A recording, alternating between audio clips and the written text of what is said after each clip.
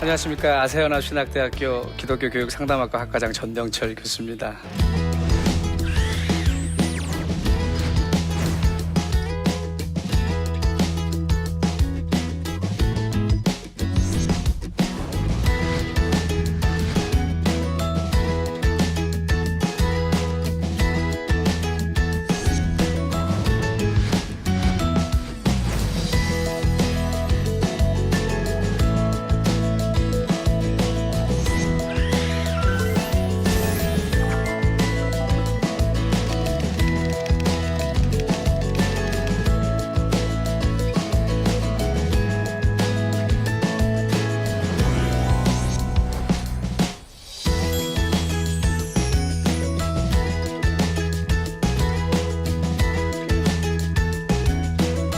오늘은 세상에 흔들리지 않고 세상을 흔들어댈 수 있는 어깨동무 기독교 교육이라는 것에 대해서, 그 교육 혁명에 대해서, 요즘 혁신이라는 단어 많이 쓰고 있는데 어떻게 하는 게 기독교적인 혁신일까에 대해서 잠시 여러분과 이야기를 나눠볼까 합니다. 먼저 그러기 위해서 어떤 한 젊은 성공한 사람의 이야기를 나눠볼까 합니다. 어떤 사람이 굉장히 성공한 사람입니다. 저녁에 느지막이 예수님을 찾아옵니다. 그리고서는 어떻게 하면 구원을 받을 수 있겠느냐고 자기의 신앙을 상담을 합니다. 그것이 누가복음 18장에 소개되어 있는 젊은 부자 관원에 대한 이야기입니다. 사실은 누가복음에서는 그냥 젊다는 얘기 말고는 부자 관원이라고만 얘기가 나와 있는데, 여러분 성경에서 공관복음이라는 표현 들어보신 적 있으세요? 마태복음, 마가복음, 누가복음, 요한복음을 이게 공관복음이라고 하는데, 같은 이야기들을 저자가 다르기 때문에 조금씩 다른 관점에서 이야기한 것들을 볼 수 있다고 해서 공관복음이라고도 부릅니다. 누가복음에는 부자 관원이라고 나와 있는데, 같은 이야기가 마태복음 19장에는 젊은 관원이라고 나와 있습니다. 그래서 요약해 보면 사람이 젊지요, 그죠? 그리고 부자입니다. 돈 많죠. 그리고 영향력 있는 관원이니까 정치인 같아요, 오늘날로 치면. 30대인데 재산도 많고 시의원 정도 된다고 생각해 보시면 될 것 같아요. 여러분들의 꿈이죠. 여러분 자녀들이 소위 엄친아라고 불릴 수 있는 엄마 친구 아들, 그죠? 늘 비교할 때 엄마 친구 아들은 이렇고 엄마 친구 아들은 저렇고. 거기다가 그 성경 이야기를 가만히 들여다보면 이 사람이 신앙까지 갖춘 것 같아요. 왜냐하면 어려서부터 이런 것들을 다 지켰다고 이야기하고 있기 때문입니다. 우리가 소위 말하는 모태 신앙일 수도 있습니다. 그럼에도 불구하고 23절에 보면 충격적인 구절이 나옵니다. 그 사람이 가지고 있는 것이 많았기 때문에 심히 아주 크게 근심하고 돌아갔다는 이야기입니다. 여기까지 듣고 제가 여러분에게 다시 묻겠습니다. 여러분의 자녀가 이 사람처럼 되기를 원하십니까?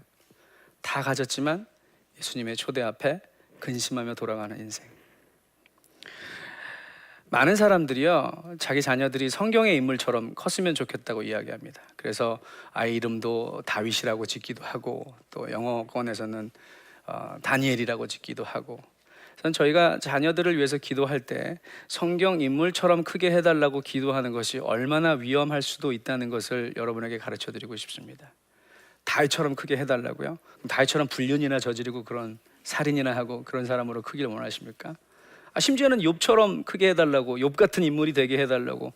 욥은요, 그 나중에 우리가 좋아하는 욥이 되기 전까지 가지고 있는 재산도 다 날리고요, 자녀들도 다 잃고요, 그런 고난을 통과하기를 원하십니까? 아니면 다니엘처럼요, 포로로 끌려가가지고, 요셉처럼요, 제 영어 이름이 요셉이기도 한데요, 팔려가가지고 감옥에 갇히고 누명 쓰고. 성경의 주제는요, 그 인물들의 탁월함이 아닙니다. 성경의 주제는 하나님의 위대하심입니다. 하나님이 어떤 분이신가. 그런 어떻게 보면 우리 표현으로 쓰레기 같은 쓸모없는 인생인데도 하나님이 붙잡으시면 위대하게 쓰임받을 수 있다가 성경의 주제입니다. 저는 늘 걱정하는 것이, 교회 다니는 사람들은 많이 있지만 복음에 정말 미친 사람들의 숫자는 그리 많지 않아 보이기 때문입니다. 인생에서 한번 가진 것을 다 팔아서 추구하고 싶은 꿈을 발견한 적이 있었던가? 자다가도 벌떡 일어나서 추구하고 싶은 꿈, 내 심장을 고동치게 만드는 꿈. 우리 자녀들에게도 말로만 미래의 주역이라고 하고 있지 사실은 그렇지 않습니다. 미래를 보지 못하게 하고 오늘만 살아가게 만듭니다. 사실은 이러한 모든 진정한 교육은 놀이에서 나오는 건데 우리는 참 놀이를 굉장히 이상하게 만들기도 합니다. 특히 한국 사회는 놀이를 죄책감을 느끼게 만들죠. 안 그런 것 같아요? 놀고들 있네. 잘 논다. 그죠? 잘 놀고 있다가도 갑자기 엄마가 그렇게 얘기하면 덥습니다. 그리고 공부를 해야 될 것 같습니다. 공부가 고역이 됩니다. 그런데 그 공부가 하나님이 기뻐하시는 사람을 만들지 못합니다. 이 젊은 부자 관원과 비교되는 한 사람이 있습니다. 바울이라는 사람입니다. 그 사람은 공부도 많이 했던 사람입니다. 가진 것이 굉장히 많은 사람입니다. 집안의 배경도 굉장히 좋은 사람입니다. 그런데 그 사람이 빌립보서 3장 7절부터 9절까지의 말씀을 보니까 그동안 자기에게 굉장히 유익했던 것들, 나에게 도움이 되는 것들이라고 생각했던 것들이 다 해로운 것이라고 고백을 합니다. 심지어는 배설물이라고 이야기합니다. 이 땅에서 배설물을, 똥을 아까워하는 사람이 있습니까? 나 똥이 아까워서 똥 싸지 않을 거야. 화장실 안 가야지. 변비 걸립니다. 그죠? 변비가 좋은 사람 있습니까? 우리는 영적 변비를 걸리게 만드는지도 모릅니다. 그리고 세상 사람들이 추구하는 것, 똑같은 것 추구합니다. 전 그것이 교육의 목적에 잘못됐기 때문이라고 생각합니다. 우리가 교회 다니면서 자꾸 돈 많은 젊은 부자 관원을 키워내는 교육에 집중하고 있습니다. 여러분 어렸을 때 어른들이 부모님이 너 꿈이 뭐니? 라고 물었을 때 뭐라고 대답하셨어요? 변호사요, 의사요, 또 대통령이요. 그런데 그 뒤에 왜? 불쌍한 사람들 도와주고 싶어서요. 억울한 사람들 도와주고 싶어서요. 요즘 아이들에게 물어보십시오. 똑같이 변호사요, 의사요, 심지어는 대통령이요 라고 이야기합니다. 왜? 라고 물어보면 뭐라고 대답할 것 같아요? 잘 먹고 잘 살려고요. 남을 위해서 꾸던 꿈에서 자신만을 위한 꿈으로 변질되어 버렸던 기독교 교육의 현실. 여러분 왜 교회 나갑니까? 왜 신앙생활 합니까? 저와 여러분의 아이들을 교회에 보내는 이유가 무엇입니까? 많은 사람들이, 제가 얼마 전에도 교회에서 하는 자녀를 위한 기도회에 갔는데 많은 분들이 그렇게 기도합니다. 자녀가 잘 되게 해달라고, 우리 아이 좋은 대학 들어가게 해달라고, 좋은 직장 구해서 돈 많이 벌게 해달라고, 그 일을 위해서는 내가 무엇든지 하겠다라는 거죠. 어떤 분이 그러더라고요. 한국 어머니들에게는 하나님이 신이 아니라 사실은 자식이 신이라고. 물 떠놓고 정화수 떠놓고 달에게 빌 때도 자식이 위해서 빌고요. 조금 그것이 발전해갖고 고등종교라고 하죠. 어떤 종교기관에 가서도, 절에 가서도 불상 앞에서 빌 때도 자식 위해서 빌고요. 어떤 분이 절에 갔다가 오는 길에 소매치기를 당해서 재수없다고 절을 끊고 교회로 옮겼답니다. 근데 교회에 옮겨서도 여전히 기도는 자식을 위해서 기도하더라는 겁니다. 고작 우리의 편리함과 편안함을 위해서 하나님께서 아들 예수 그리스도를 죽게 하셨을까요? 그렇지 않습니다. 우리가 많은 경우 너무 십자가를 성공의 사다리로 이용할 때가 많습니다. 그래서 성공하고 나면 십자가를 버립니다. 십자가는 타고 넘어야 할 성공의 사다리가 아니라 우리가 지고 가야 할 것입니다. 제가 아까도 말씀드렸던 것처럼 현대 교육은 학교 교육이나 기독교 교육이나 다 복음의 능력이 결여된 교육입니다. 다 그렇다고 말할 수는 없겠죠. 물론 잘하고 계신 분들도 많이 계십니다. 그런데 예수님께서는 두 주인을 섬길 수 없다고 엄중하게 경고하십니다. 근데 많은 경우 우리들이 자녀들을 교육할 때 적당히 균형 맞춰서 하나님도 섬기지만 물질도 명예도 골고루 섬겨야 된다고, 그걸 균형이라고 가르칩니다. 효과적으로 어느 한쪽도 기분 상하지 않게. 그래서 내가 돈을 버는데 하나님을 고용하기도 하고, 하나님께는 내가 돈 많이 벌어 드릴 테니까. 어떨 때는 교회나 학교가 감옥 같을 때가 있어요. 학교는 아이들을 가둬두는 감옥일 때도 있고요, 교회는 하나님을 가두어두는 감옥입니다. 교회를 잘 짓지만 하나님을 그 속에 가둬두고, 제가 다음 주에 또 면회 올 테니까 일주일 동안 잘 지내시라고, 가끔씩 내가 영치금도 넣어드릴게요, 넉넉하게. 그 안에서 밖으로 튀어나와서 내 삶 가운데 간섭하시지 마시고 제발 내가 잘 되기를 바라주세요. 나에게 복을 구해주세요. 바울은 그렇게 이야기합니다. 십자가는 우리를 어려움에서 건져내는 힘이 아니다. 고린도서에요, 바울이 자기가 그렇게 놀라운 영적인 체험도 하고 복음을 전하는 사도로 부르심을 받았는데 자기 몸에 자기도 원치 않는 가시가 있다고 이야기합니다. 그것이 무엇이었던 간에 그것은 그렇게 중요한 것이 아니라 어쨌든 이 위대한 사람에게도 흠이 있었던 것 같습니다. 이 사람이 그렇게 기도합니다. 하나님, 내게서 이 가시를 제거해 주시면 내가 더 열심히, 더 효과적으로 하나님 나라를 위해서 쓰임받을 수 있을 것 같습니다 라고 3번이나 기도한답니다. 그런데 3번 다 거절당합니다. 심지어는 3번째에는 내 은혜가 내게 족하도다. 어쩌면 꾸지람 같은지 모릅니다. 근데 갑자기 바울이 헷가닥했나 봐요. 이제부터 나는 내 강함이 아니라 내 연약함만 자랑하기로 했다. 왜냐하면 내 연약함이 더 드러날수록 내 안에 계신 그리스도의 강력함이 드러나기 때문이다. 그래서 존 파이퍼라고 하는 목사님은 그 본문을 가지고 위대한 연약함이라는 설교를 하신 적도 있습니다. 그것처럼 그래서 존 파이퍼 목사님이 그 설교에서 결론을 내리시기를, 십자가의 능력은 우리를 건져내는 능력이 아니라 견뎌내게 하는 능력이다라고 얘기합니다. 저는 기독교 교육이 우리에게 십자가를 타고 넘어서 내가 원하는 것을 취하는 그런 성공의 사다리 교육이 아니라 우리를 역경을 넉넉히 그리스도가 공급하시는 힘으로 말미암아 통과할 수 있고 견뎌낼 수 있는, 그래서 예수께서 다시 이 땅에 오실 때 혹은 우리가 천국에 가는 날에 하나님 앞에서 칭찬받는 신앙, 잘 버텼다, 잘했다 라고 하는 칭찬받는 신앙으로 키우는 것이 기독교 교육이라고 생각합니다. 근데 이 일들을 우리가 너무 쉽게 생각하고 일주일에 한 번밖에 없는 교회에다가만 다 떠맡기고 있다는 것입니다.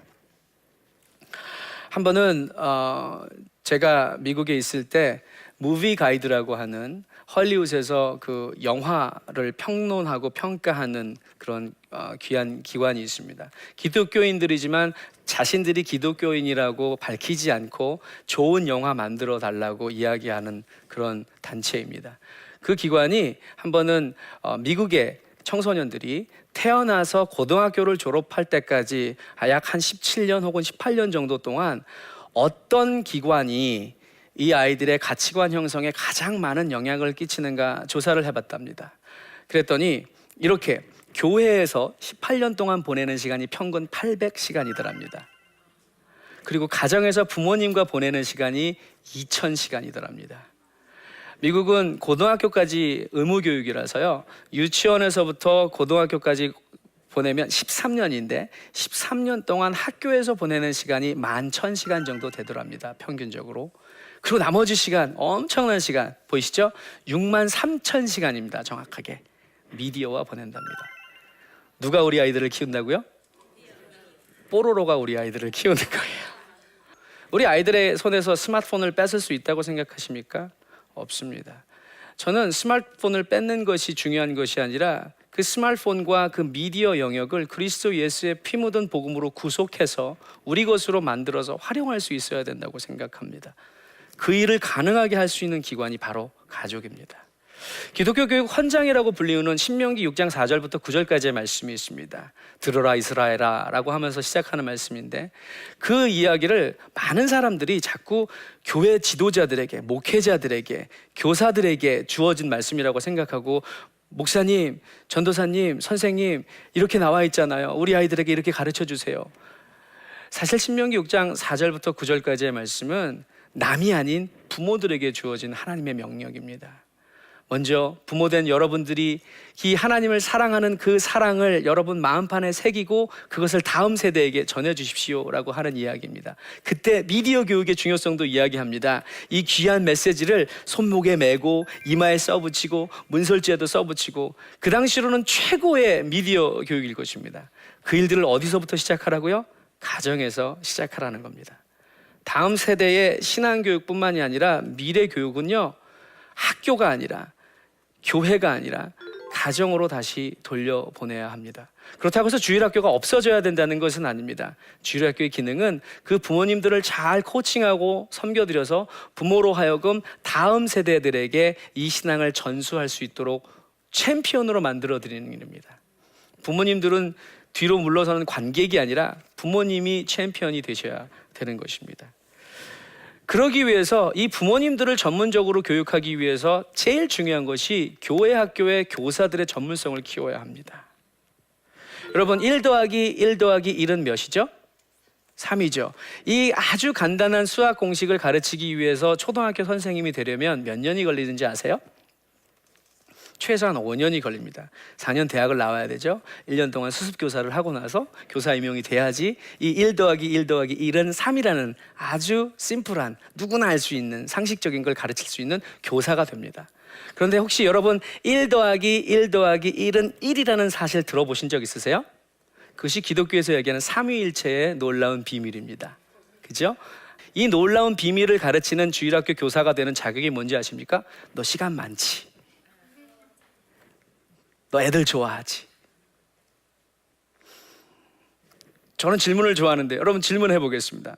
여러분 아이들이 다니는 학교의 교장 선생님이 시간이 많고 애를 좋아한다는 이유만으로 교장 선생님이고, 여러분 아이들을 가르치는 담임 선생님이 어떤 교육도 받지 않고 전문성도 갖추지 않았는데 그냥 애들만 좋고 시간이 많이 남아 돌아서 선생님이 됐다고 한다면 그 학교에 여러분의 자녀를 보내시겠습니까? 기독교 교육에서 강조하는 것 중에 하나가 하나님의 형상을 회복시키는 일입니다. 하나님의 형상 중에, 성품 중에 하나가 창의성입니다. 하나님이 창조주 하나님이시잖아요. 근데 이 창의성들은 다 놀이에서부터 비롯됩니다. 인류 최초의 학습은 놀이였습니다. 그런데 그것을 노동처럼 지겨운 일로 만들어버린 것이 인간의 죄입니다. 저는 지금도 배움을 힘들게 만드는 모든 것들은 다 죄라고 생각합니다. 배우는 게 얼마나 재밌는데요. 재수 없죠? 공부가 재밌다고. 그런데 복음의 능력을 깨닫고 나면요, 얼마나 재밌는지 모릅니다. 우리의 창의성과 관련된 모든 영어 단어는요, 다 play라는 단어를 씁니다. 악기를 연주할 때요, 피아노를 연주한다, play the piano라고 얘기하죠. 운동을 할 때도요, play soccer라고 얘기하지 work the soccer라고 얘기하지 않습니다. 요즘 우리나라에서 잘 나가는 손흥민 선수, 축구 선수죠. 축구로 밥 벌어먹고 살죠. 그래도 I work the soccer라고 얘기합니까? I play the soccer입니다. 그렇게 노는데 내가 즐거워서 하는 일이 내 먹거리까지 해결하면 그것을 천직이라고 하는 겁니다. 그래서 교육은 지금 아이들이 해야 되는 일, 하고 싶은 일, 앞으로 지금 하고 있는 일, 이 세 가지를 일치하게 만들어주는 일이 교육입니다. 그래서 아이들에게 억지로 무슨 일을 시키는 것보다는 즐거워하는 일들을 찾도록 만들어주는 것이 부모의 역할입니다. 신앙교육도 마찬가지입니다. 억지로 하나님을 사랑하라고 자기도 억지로 사랑을 하고 있고 그러면 그것이 폭력이 됩니다. 그래서 그 일들을 다시 가정으로 가지고 와서 부모가 아이들과 눈을 마주치고, 저는 나중에 한국에 한번 모시려고 하는데 하루에 15분이면 침상머리 교육을 통해서 자녀들과 관계가 회복되어지고 자녀들에게 신앙을 물려줄 수 있는 놀라운 방법을 소개한 분이 있습니다. 결론을 내려야 될 것 같습니다. 저와 여러분이 하고 있는 학교 교육뿐만이 아니라 기독교 교육이 과연 우리 아이들을 하나님이 기뻐하시는, 그리고 하나님이 유용하게 사용하시는 그런 놀라운 하나님 나라의 일꾼으로 키워가고 있는지, 아니면 이 처음에 이야기했던 것처럼 젊고 유능하고 부자이지만 하나님이 쓰실 수 없는 근심 많은 인생으로 키워나가고 있는지 한번 심각하게 고민해 볼 필요가 있다고 생각합니다. 답은 이제 저와 여러분이 찾아가야 할 것이라고 생각합니다.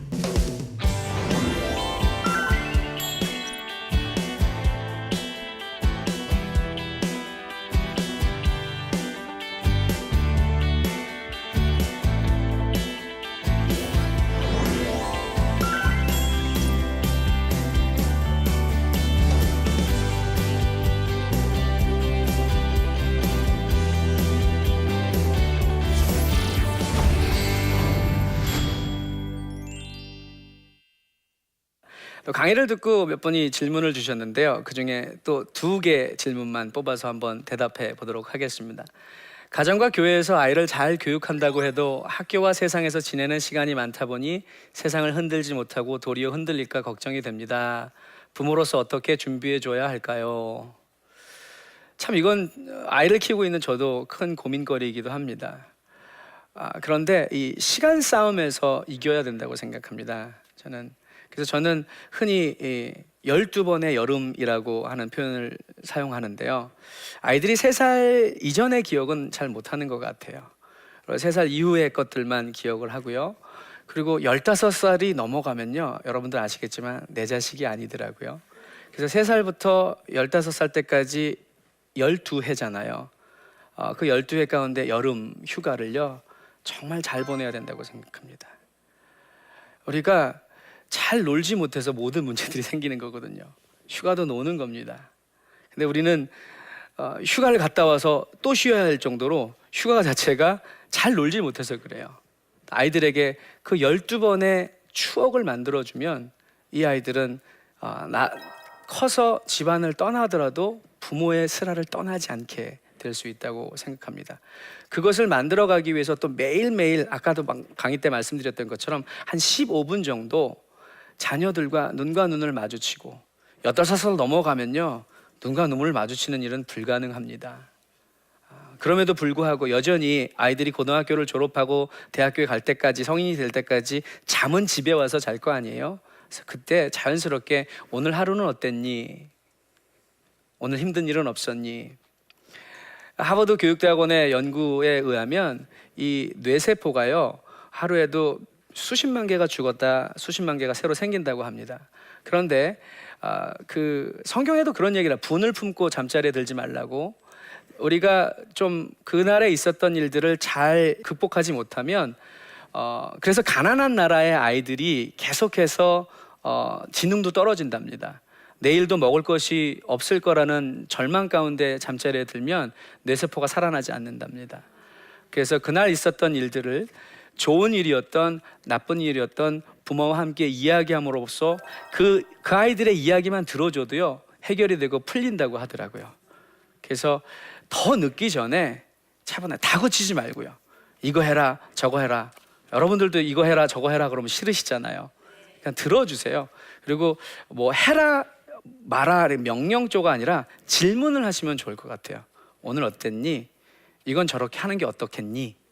권유형처럼 질문으로. 그렇게 관계부터 형성을 하면요, 관계가 없는 상태에서 모든 가르치면요, 어쩌면 폭력일 수 있습니다. 청소년한테 물어봅니다. 엄마가 하는 말 가운데 틀린 게 뭐가 있냐고. 틀린 말은 없답니다. 그런데 엄마가 꼴보기 싫은 엄마가 하는 말이기 때문에 싫답니다. 그러니까 진리가 이렇게 거절당할 때는요, 꼴보기 싫은 사람이 진리를 얘기하면 더 재수없대요. 그래서 제일 중요한 것은 우리가 옳은 말을 하는 것보다 옳은 관계를 정립하는 것이 정답이 아닐까, 이렇게 생각해 보게 됩니다. 저는 교회 학교에서 봉사를 하고 있는 교사입니다. 아이들에게 믿음을 강조하면 많이 부담스러워하기에 세상 방식대로 맞춰줄 수밖에 없는데요, 교사로서 세상과 타협을 하는 게 맞는지 고민이 됩니다. 어떻게 해야 할까요? 타협을 하지 말아야죠. 근데 그렇게 쉽지 않습니다. 그런데요, 왜 그런지 아십니까? 우리조차도 그 아이들에게 관심을 갖지 않습니다. 제가 어느 신학교에서 특강을 하러 갔는데 어떤 분이 그러더라고요. 교육 전도사님인데 교사들조차도 핸드폰을 들여다보느라고 애들을 인사를 제대로 하지 않는답니다. 그런 상황에서 예수 잘 믿어야 된다. 아까 말씀드렸죠? 재수없는 사람이 진리를 얘기하면 재수없다고. 당신이나 잘해요. 선생님이 뭘 안다고. 여기에서도 제일 중요한 것이 복음을 전하기에 앞서서 관계를 설정하는 것입니다. 그 아이들이 어떤 것 때문에 어려워하는지 관심을 갖고, 그리고 신앙 따라 살아갈 수 있도록. 그리고요, 기독교 교육은요, 정보와 지식을 가르치는 게 중요한 것이 아니라 모범을 보이는 일입니다.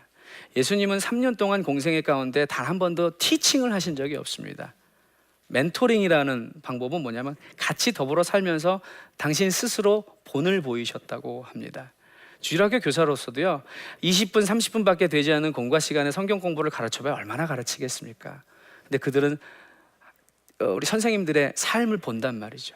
핵심은 그것입니다. 우리가 우리 자녀들을 잘 먹고 잘 사는 잘 나가는 아이들로 키우는 것이 중요한 것이 아니라 하나님이 처음에 지으시고 보시기에 좋았다라고 하는 것처럼 그렇게 행복하게 자라나는 아이들로 키우는 것이 중요하다는 것입니다.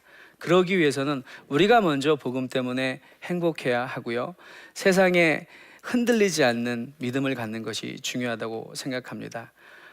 자꾸 이웃 엄마들, 아줌마들의 이야기에 귀 기울였고 그 아이들을 아줌마의 요구대로 키우려고 하지 말고요, 다른 목사님의 요구대로 키우려고 하는 것이 아니라 저와 여러분이 보기에도 그 아이들이 행복하게 키워나가는 방법, 그것이 가정과 학교와 교회가 함께 어깨동무하는, 연합하는 교육의 비결이라고 생각합니다.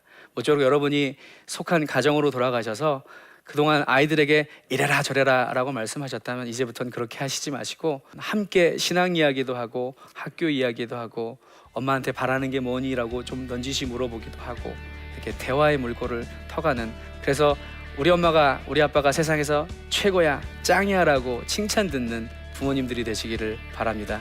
감사합니다.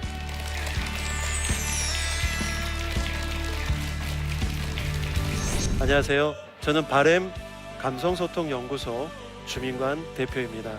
소통은 행복이라는 작은 씨앗과 같습니다. 소통을 통하여 너와 내가 하나 되는 진정한 힐링을 얻고 행복한 삶을 유지할 수 있게 되는데요.